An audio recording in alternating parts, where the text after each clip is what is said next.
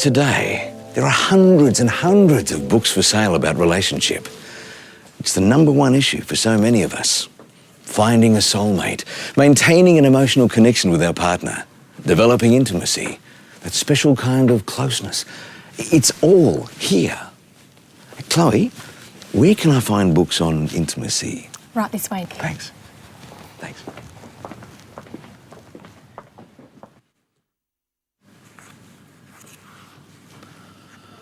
When social scientists try to explain where our desire for intimacy comes from, they often turn to evolutionary arguments about intimacy improving the chances of survival.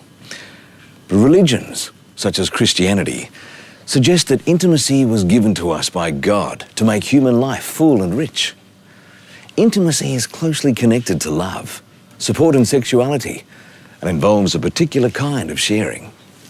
I asked Anne Holland, CEO of Relationships Australia, from her experience as a relationship counsellor, to describe what we mean when we talk about intimacy.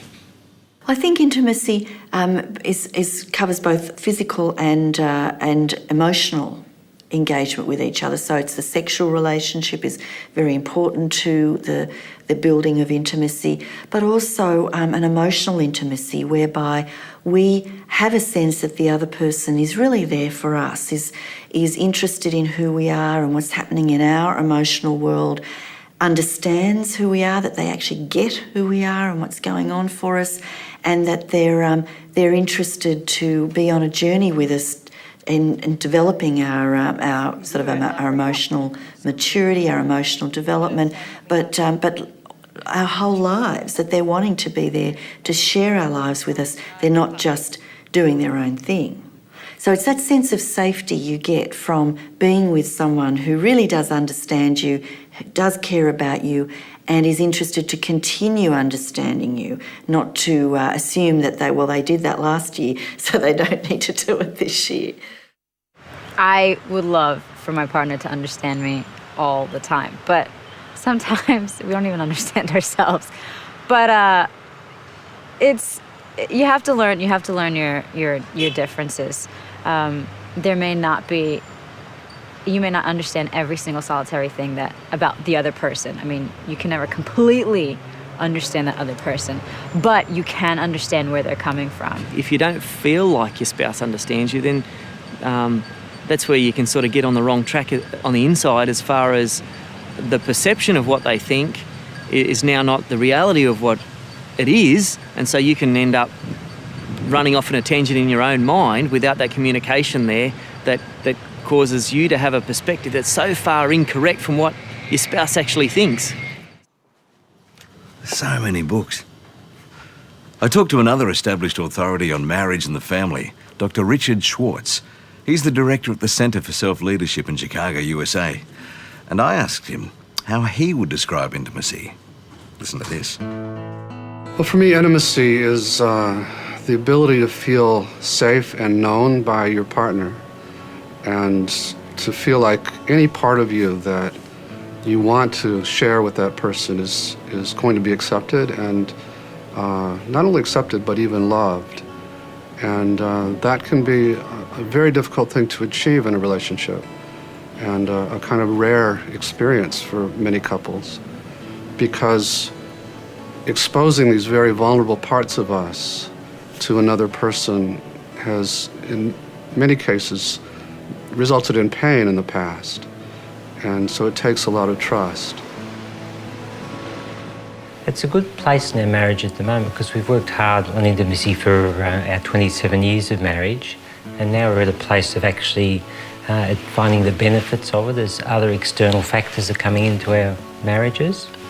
For example, Heather's father recently died, and Heather's mum's just moved into a nursing home, and we've got a lot of things on our plate at the moment, and it's been a real resource, having each other as a sense of comfort and support through that. Yeah, which has made me realise, just, reflecting back on going through different, normal crises, different changes in our relationship, the normal crises that happen to any couple, really, the stages of life, to be able to go through this knowing it is a wonderful safe haven to come home to, which has been a great strength, hasn't it? I wondered if there was something more to this issue of intimacy. I decided to ask Paul Borges, couples counsellor and educator. Intimacy comes from the Latin word intimus, which really means innermost. So when I'm being intimate with somebody, I'm opening myself up, I'm making myself vulnerable, I'm sharing parts of myself that I don't share with others, sharing thoughts and feelings that I may not choose to share with other people. Somebody suggested that intimacy becomes part of the sharing and self-disclosure of both pleasurable and painful experiences. We laugh together, we play together, we fight together, we cry together, we talk together. Many self-help books have been written about the importance of intimacy in our relationships. But how do you achieve it? I think I need a basket. You know what the number one thing is that people say is missing from their relationships when things are going wrong is they're not spending enough time together. Lack of time spent together is the number one factor that affects relationships negatively. So if you're wanting to build intimacy, firstly, you've got to spend time together. You have to show up, You've got to actually be there. You've got to make time to spend with each other to allow the relationship to develop. And sadly, I think often when we kind of get together, we're in that early stage, we're looking out to spend time with each other a lot, aren't we? And, gazing at each other across the dinner table, and we can't wait to get back to spending time with each other. But then we start to let that drop off and we allow other things to get in the way, like work and other commitments. And we assume that what we've got will just sort of stay. But in fact, we need to continue to act as if we're dating, if you like, in that sense of maximising the time that we can have with each other. Not really. One really important thing is to remember that they're both on the same team. They're both wanting the same thing, which is to love and be loved, to know and be known. And I think to remember that and come back to that, have it typed up on a sign on the fridge, will bring a couple back to why they're together, and out of that more likely to tap into the other skills and strategies that they can learn. I think the way that we've retained the spark in our marriage is actually being intentional, actually planning to do things together. So, for example, we have a 3 times a week time where we walk our dog along the beach and back and just catch up with each other and enjoy each other's company. Other times, just John and Heather nights, whether that means something different than our normal routine of walking along the beach together. So it might just be going out for dinner or going to a different place, like a bushwalk, just a J&H, John and Heather time. So it is about being intentional, planful in those events because, as William Doherty says, in his book about being intentional with marriage, it just doesn't happen in the day-to-day running of life where the busyness of schedules and everything else gets in the way. It's, when we're dating, we planned for those dates, and even coming up for 28 years of marriage, we more so need to be planful in our relational time together because we've got 3 children and it's so busy and life can just get in the way if we don't push it out of the way sometimes and put ourselves there so that that's the foundation for our family life and everything else, our actual marriage. There are some helpful descriptors that we can look at that maybe describe what we actually do when we are in an intimate relationship. What does that actually look like? And perhaps if we list these off. Firstly is that we give emotional support to each other. We talk to each other, we listen, we hold each other, we are being held, and often we will do a combination of those in order for the person to know that I am there for them. I think we're also very keen to promote their welfare. We will defend them, maybe even sometimes when they're wrong, we'll still defend them. We will respect them, we will build them up, we will want what's very best for them, and we'll fight for the very best for the person that we're intimate with. I think we share ourselves and we share our possessions. And the sharing of ourselves is, of course, to share our feelings, our emotions, our thoughts, our ideas, plans, dreams, hopes, as well as the physical possessions that we have. I think we also value our partner's presence. We enjoy being around them. We want them to be around us. And we talk about things that we won't talk to most other people about, or maybe won't talk to anybody about. Will be some of the things that we will talk to the person that we're being intimate with. And of course that level of talking and that level of sharing is of course what builds intimacy and what builds closeness. We want to experience our happiness with them. If something happens that really makes our day, something that really excites us, immediately we want to get on the mobile and we want to ring the person we're in an intimate relationship with. We want to share that. We want to say, wow, you'll never guess what has just happened. And we want to share those kind of moments that happens with our partner, and we want to share those. I think very, very importantly, we know in an intimate relationship that our partner is there for us and that we are there for them in the small stuff, the big stuff, and everything in between. So, intimacy is built by spending time together, remembering that you're on the same team, emotionally supporting each other and talking and sharing at a deep level. Another key ingredient in creating intimacy is keeping a sense of separateness. In other words, not losing who you are, while you also value and look for connection and closeness with your partner. Sounds a bit confusing, doesn't it? I asked Jenny Brown to explain the delicate balance of separateness and connection in a relationship. A marriage that has a good balance between these two needs of separateness and connection would be a husband and wife who are just as happy to spend time apart as time together. They're not distressed with one or the other, and they're happy to balance it. It means that their leisure time would have a mixture of an effort to connect and to talk together, sitting together over dinner. Person to person is really important for connection. Not always the group time with friends around. That isn't what fosters the togetherness in a relationship as much as sitting one-on-one. Couples that have the balance are also very happy in their leisure time to go off for a couple of hours and do different things. And to share the load, to give each other the space from the demands of the children and the chores of keeping a household running, and to share that load happily and equally, not always need to do it together. That would be the ideal kind of balance, very hard to achieve, and it requires two people who are prepared to talk it through, not battle it through, not use manipulation to try and get their needs met in either of those separateness or connection needs, but to be able to say, this is what I would like for our weekend together. This is the time I'd like to myself. This is the time I'd like to spend with you. How does that fit with what your needs are for the weekend? And to listen to each other and talk it through.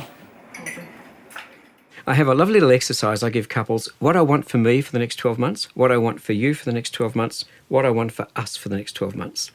And that has a couple of important things in it. It highlights that each of us need our own space and our own activity, that if we spend all our time together, the relationship would go stale, and each of us need our joint activity. And it seems to me that for most couples in this society, they need to be able to sit down and say, Tuesday night's our night, and we're going to do stuff for us that night. And it might be go out and sit at the beach. It might be go out and have tea. It might be go to the movies. It might be go out for 5 minutes and then come home and do their own thing, but almost like teach the children this is our time. The other problem for a lot of couples is finding our time. Often when we're married, we want to do a lot of things together at the start. Our interests change. And a lot of couples, particularly in the middle of the way, find it really hard to get their joint activity. I know in my own marriage, it took us about 3 years of struggling after about 20 years to find out, you've got your thing, I've got my thing, but what's our thing? And every few years we have to change that. We find some new our thing. So I think it's not it's not even so much how much time, but it's focused us time. I think going to the movies isn't that good sort of time. It needs to be time where there's something that's us. And it doesn't have to be a lot, but if it's not there, you get to this sort of situation where it was written up in a book once called The Spouse Gap, where after a while people forget each other. Oh, have fun. For us, that has meant, like just on purely practical terms, we enjoy having a passion together, but we also enjoy our individual passions and supporting each other in those individual ones and celebrating those. If we only had those, we'd be quite separate from each other, and we've, I guess, our joint passion has been marriage enrichment, hasn't it? Running marriage enrichment retreats, speaking on these sorts of topics, and working together with something that we believe really strongly in. And that has been our joint passion. My individual passion is cycling, long-distance cycling. I really appreciate the fact that John supports me in that, because, and 1,000 husbands wouldn't, because I go on long-distance rides like from Sydney to Kosciuszko with a whole bunch of men, and I'm the only female. So it's like, to have a supportive husband who can celebrate in that is a wonderful thing. Yeah. But it's good for our marriage. If Heather's got time apart, she comes back enlivened and motivated, and maybe being with blokes all week makes you realise I'm not so bad, I suppose, True. when you see blokey idiosyncrasies in action, I suppose.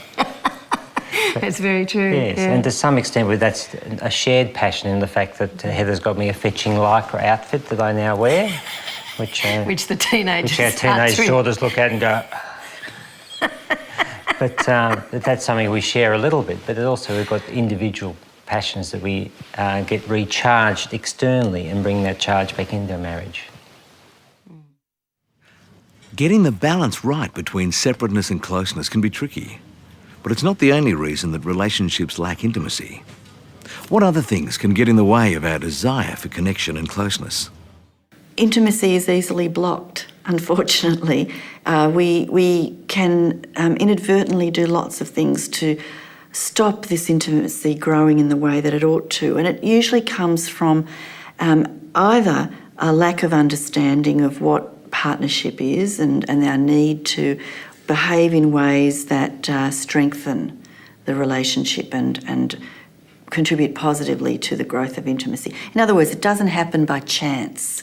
It does require an active and conscious effort. Secondly, we can do it in a kind of an unconscious way or a not deliberate way, and that is that we do it from because we're fearful, because we've grown up or had previous relationship experiences that have led us to doubt that it's possible to even create that kind of emotional intimacy. Much as we might want it, we behave in ways that actually stop it happening, and that is by not sharing our feelings or our experience of the relationship and of life generally, that we remain emotionally distant, or that as we start to get closer to the other person, we actually put up barriers, such as we might trigger a fight. We might trigger a disagreement, perhaps not knowingly, but we do it because we're not feeling safe with the degree of closeness that we've reached. So we create a fight, which means you move apart a little bit. And then, okay, we're more distant, but we feel more comfortable because that's what we're used to based on our previous life experiences. So we can be doing this without even knowing it. Okay, we can allow things like the mess around the house or some disagreement over something quite trivial. We can allow that to be the trigger to create more distance because actually we feel more comfortable with a greater degree of distance. So unless we can get some help to allow us to understand ourselves better and how we're participating in ways that are actually not constructive to the growth of intimacy, then we can inadvertently be sabotaging that intimacy over time, or indeed even sabotage the relationship itself. If or when this happens, can intimacy be revived? When love dies, can we recapture this sense of closeness with our partner? Can we reconnect? I think any couples counsellor who's worked in this field for any length of time have seen couples who really wondered about the future of their relationship, or even believed that basically their love had died, have seen that couple being able to revive that relationship. I mean, it certainly happens, and it happens quite regularly. I think there are a number of things that people need to do if they want that to happen. And firstly, I think a conscious decision needs to be made to put the relationship first. I think that's very intentional. It's about doing the kinds of behaviours that are likely to bring closeness and connectedness and intimacy.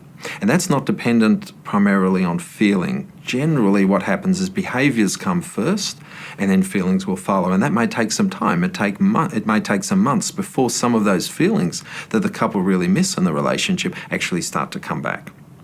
Part of that is being available, not only time-wise. Time-wise is obviously very, very important, but also energy, giving energy. If we're with our partner when we're totally exhausted and we've got nothing much to give, then obviously that's not going to be the most helpful thing to do to revive intimacy.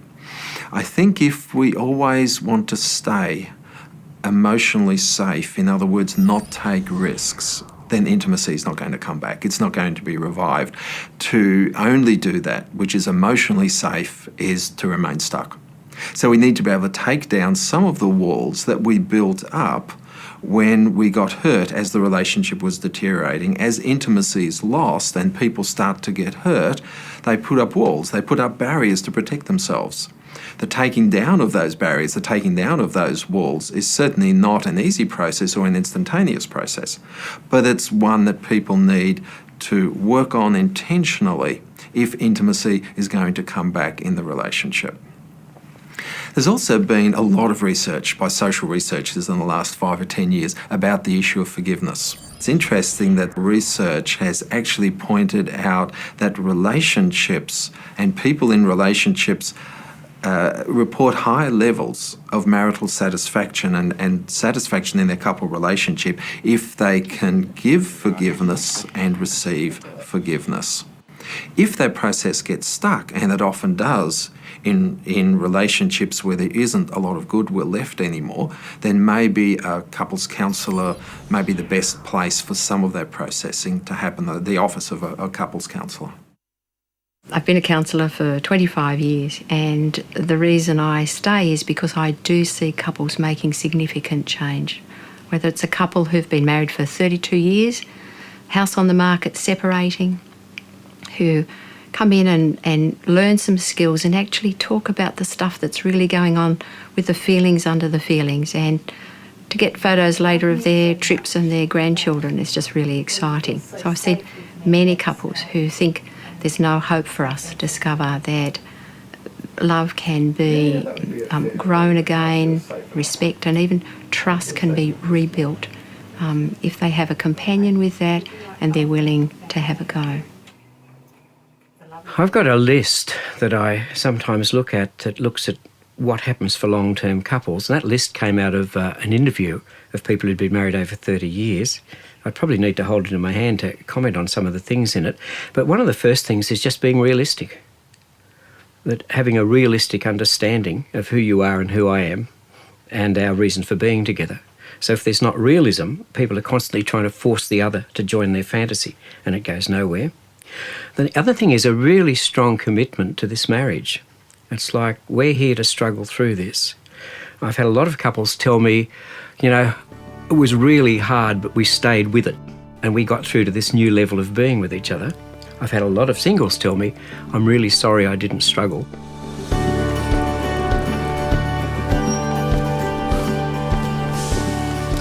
Look, to have a really good relationship takes time and energy. It's about feeling loved, understood, and emotionally connected. Intimacy is something you have to work at. Even if you feel you've lost it, you may well be able to get it back, but it takes intention and investment. It just might be the best investment you'll ever make.